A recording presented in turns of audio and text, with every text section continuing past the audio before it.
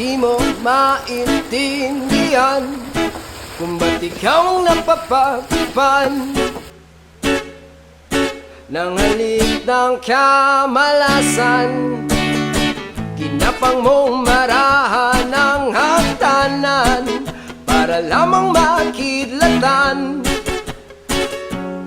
sa kaitaas-taasan. Ngunit kaibigan, huwag kang magpapasindak.